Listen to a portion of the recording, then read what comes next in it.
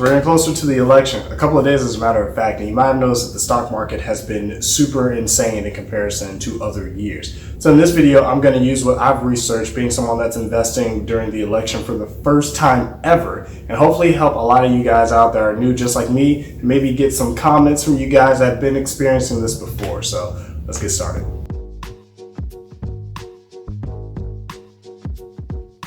What's up guys, my name is Darren Jackson. Hopefully you're having a great day so far. Hopefully you guys went out and vote. And yes, I don't have a mic for this video because mine broke, but I should have a new mic coming in pretty soon. So bear with me and I appreciate you guys watching. But as I've said before, this is my first time actually investing during an election year. And I've noticed a lot of stuff. Some things I could explain that are pretty obvious, and others I had to do a lot of research on. So that's essentially what this video is about. Speaking of this video, we're pretty much going to break down what has happened leading to this election. Hopefully I can explain why it's been happening, what you could potentially expect post-election just based off history and events and some extra things, and then kind of get some insight on what I'm doing and some rules I'm following post-election. So hopefully I can help you guys out. And again, a lot of you guys are experienced as well, so feel free to leave comments below giving me some opinions and some things that maybe I didn't cover and that I should keep in mind, because I'm probably not going to cover every single thing, but I want to attack some heavy bullet points. So let's get started. Okay, so for starters, let's go into the history of elections, specifically what happens before, leading to the election, and during the actual election.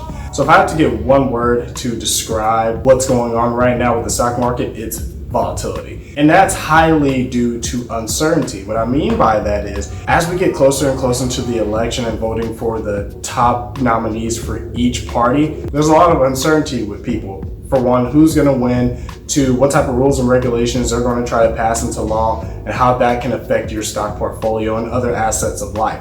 And since there's so much uncertainty, just like in any other situation, it's going to affect the volatility. That's why we're seeing days where the Dow and S&P 500 shoot up by X amount of points, and other days like last week where it's shot down. I'm sure a lot of you guys have lost a lot of money in the stock market just last week. I know I sure as hell did. And the uncertainty itself increases when a lot of people believe that races for the presidential election are so tight, and this could be one of them. There may be a lot of people that have absolutely no idea who's going to win, and that just increases uncertainty, therefore increasing volatility. Now, leading into the post-election, I did a lot of research on that aspect, and because of the volatility, there is a high chance that the S&P 500 will still continue to crash once we know who exactly is our winner, because again, we still have a lot of uncertainty on what they plan on doing. Of course, they say one thing just so they can get our vote, but are they going to follow up with it? So there's probably going to be a lot of uncertainty and more crashing right after the election is over. So for example, back in 2016,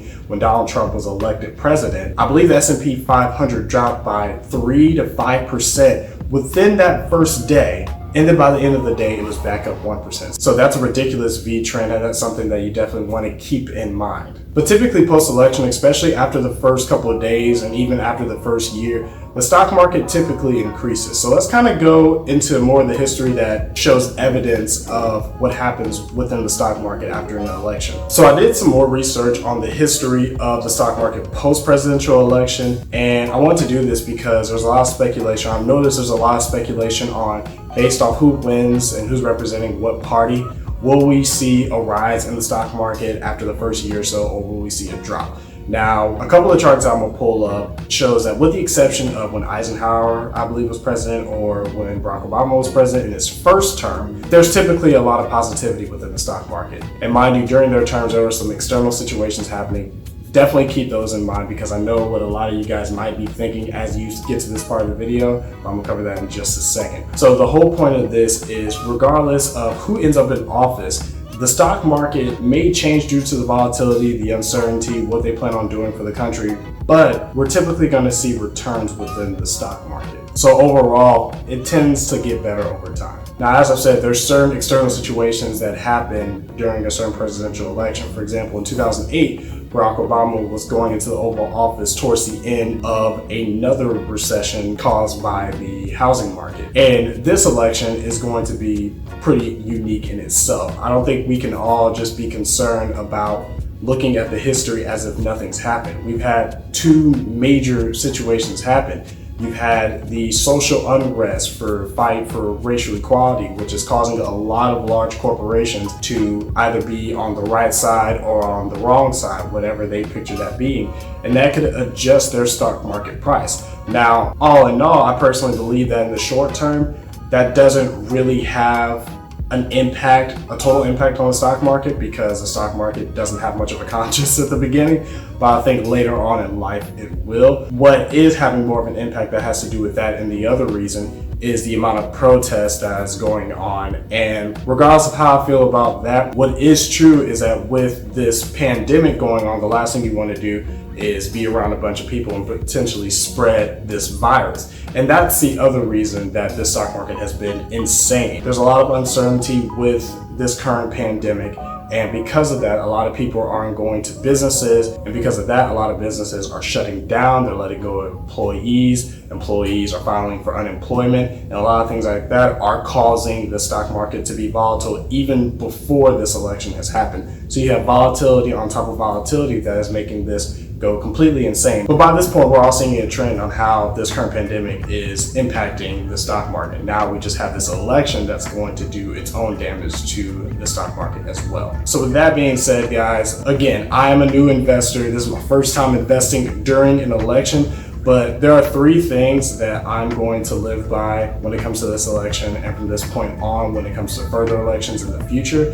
And maybe you guys want to follow this as well. A lot of this is probably common sense, but there's a lot of mental games when it comes to investing, so it's definitely good to refresh. The first thing I'm going to keep in mind is to not let the stock market change the way I invest. So my goal is to be a long-term growth and dividend investor. So over time, I'm investing into stocks that I feel that are going to continue to grow and are going to give me capital gains based off the history of the company, what it's done leading up to when I invested, and what it could potentially do in the future just based off how it's contributed into society, like Apple, for example. And I love dividend companies. So if I can find the best of both worlds, Apple being an example, then I would love to continuously get checks from these companies, knowing that I have nothing to worry about with them because they're going to continuously grow. They're continuously needed into the society. So however you invest, I would recommend not changing that strategy just because of how you feel the election is going to go down. On top of that, it's definitely arguable that a lot of people that feel like their candidate is going to win is going to result in a lot of positive things, including the stock market. They may think the stock market is going to be less risky, which is going to cause them to do what they want to do within the stock market, and vice versa. So that's why I feel like you should just keep the strategy that you have. With that, the next thing I'm going to make sure I do and continue to do is to build a trusting portfolio. So my portfolio is about 30 shares deep. I'll actually put a link up above of me talking about all my portfolios. And the reason why people may want to have a portfolio of multiple stocks is because it increases diversity, you lose a lot of volatility, and it becomes less risky. I also did it for a lot of other reasons, and plus of the dividends. I have specific stocks that may not give me capital gains but will pay dividends, and I have other stocks that do the complete opposite. For you guys, and some of you guys out there, you may have a portfolio of 5 to 10 shares, but those are 5 to 10 companies or ETFs or index funds or whatever that you trust and that have a history of giving whatever you want them to give for your portfolio.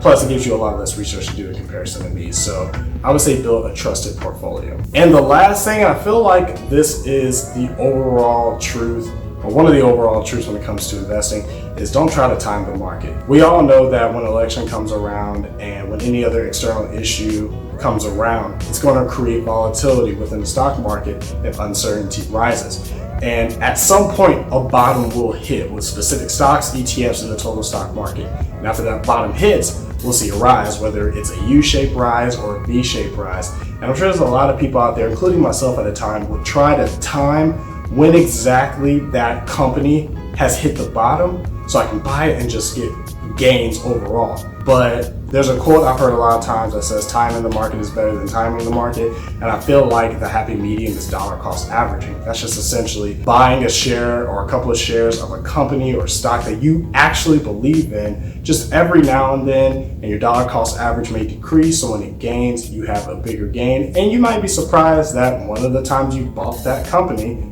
it was actually at the bottom, but I wouldn't time it because that's just less time your money spending just over to the side, which actually during this time may not be the worst thing, just so you can avoid some of the volatility. You may want to catch it on the rise. So those are just my personal opinions, but guys, definitely leave comments below on how you feel about what I'm saying or how you guys are preparing for this election when it comes to your stock portfolio and the stock market.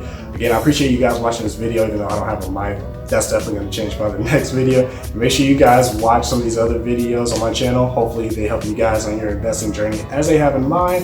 I appreciate you guys watching, and until next time, take care.